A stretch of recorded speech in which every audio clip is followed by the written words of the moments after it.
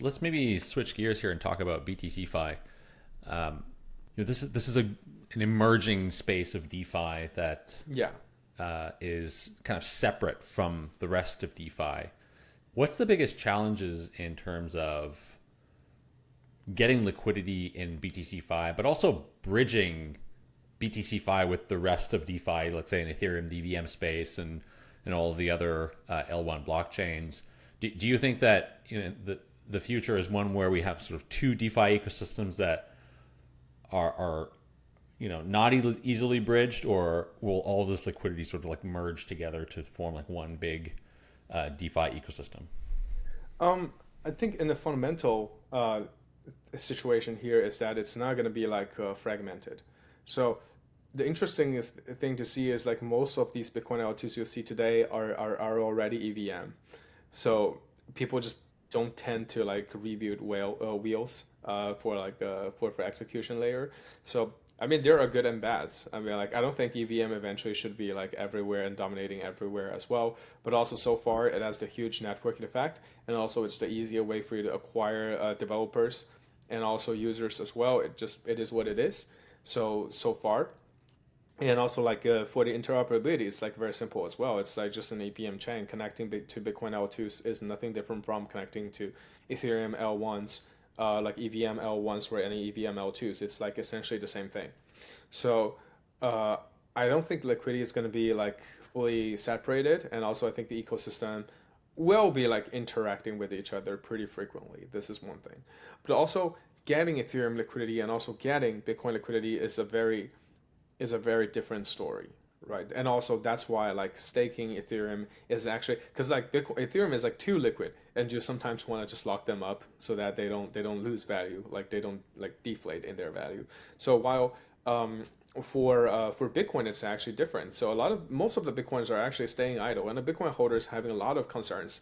Like if I participate, would I lose my Bitcoin savings from my life? And also, even if I convert it into some smart standards of BTC, a lot of them are first time DeFi users. Like, what does this application even means to me? Why should I even use them? What can I do with them? So a lot of them actually don't have a very clear idea on how this thing should be rolling out. So so it just takes time. Like I said, it just takes time. So and also it takes a lot of kind of joint efforts. So first you need to prove your project is legit, and also your functionality is legit. You are backed by reasonable people and reasonable brands, and also the methodology makes sense, the technology makes sense, and also here is the what are the yield you can expect, and here are all of the amazing things that you can do in this ecosystem. We need to have like every single like dots to be connected before we can have like a big enough to be convincing enough for a lot of the Bitcoin holders to actually participate into it, and that takes time. So basically, yeah. Mm.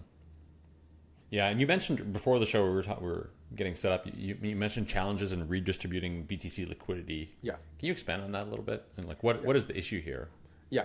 So I think like before like BTC staking, right? So all of the Bitcoin assets has a distribution on all of the different chains. Let's say most of the majority of them like remains on the Bitcoin network, and like some of them are in Ethereum, some of them are in BSC, some of them are in Arbitrum, and yada yada yada. In order to like different ecosystems there, and with BTC staking, actually a lot of these BTC liquidities will be pulled from different chains and different ecosystem and being like locked up and staked into the Babylon ecosystem.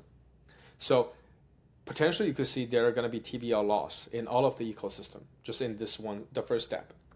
But in the second step is after staking has happened on the Babylon chain, liquid staking tokens will be minted and it will be distributed into different chain ecosystems. So if all of like these ecosystems they're doing things right, they're embracing like Bitcoin liquidity like tokens, then they should be expecting a huge TVL gain because a lot of liquidities from the native Bitcoin L1 are actually being unlocked and released into all of these ecosystems. But if some of the chains they're like moving slow and they're not embracing like the changes, then chance is they could even lose liquidity after redistribution. So, I mean, all of these L1 and L2s are on this battle on acquiring like BTC liquidities and to directing them into their ecosystem. So that's the thing actually there. Yeah. Okay, so essentially the problem here is that you're saying is once Babylon goes live, wrapped BTC will go back, will come out of Ethereum, Solana, Binance Chain to Babylon, Yeah. and that will pull liquidity from all these other ecosystems. I mean, I suppose a lot of that liquidity is probably locked up in leverage positions, right? I mean, if people have BTC over on Ethereum, for example, it's probably not just sitting there. It's probably like in an Aave pool or something like that, and there's probably other assets board Yeah. against it. How quickly do you think this will happen for this unraveling? Because personally, I have BTC over on Ethereum, but like it would probably take me a long time for me to like liquidate those positions, get that BTC out, move it over into Babylon. Yeah. So I think like a lot of things are haven't been finalized yet. For example, how much yield like Babylon could provide. So let's say, presumably, like if Babylon could provide like a 50% yield on the BTC, I mean, I think like a majority of the BTC is going to disappear, all of the different ecosystem, and all be going to Babylon, right? This is like one thing. And if it's not so high, like the power of mobilization will probably be somewhat lower. So and it takes like more time to withdraw from that. I mean, there are BTC like Rep BTC, BTCB investment opportunities across all different ecosystems, but it's really like the opportunity cost in here, right? So how much yield that your transactions or your financial activities is going to provide you on this different ecosystem, and how high and also versus like how low risk Babylon could be providing you with BTC staking. So once the yield has been out and once the security has been proven, like the risk-free kind of yield on Babylon will become like a pretty obvious options. At least, I mean, a lot of the not so high yield on Ethereum or say the other ecosystem will facing real challenges there for like the BTC on the BTC business basically. So, but how soon it depends, right? So how fast you can liquidate like your positions, how fast you can end stake from your stakings, and also how fast you can actually like converting is actually easy, if pretty fast. You just like bridge it over, or you could just like say convert it in exchanges, or let's say you could just like withdraw it from whatever the Wrap BTC standard providers. So it shouldn't take that long. It should be like between like a few minutes to a few days. It shouldn't be taking that long.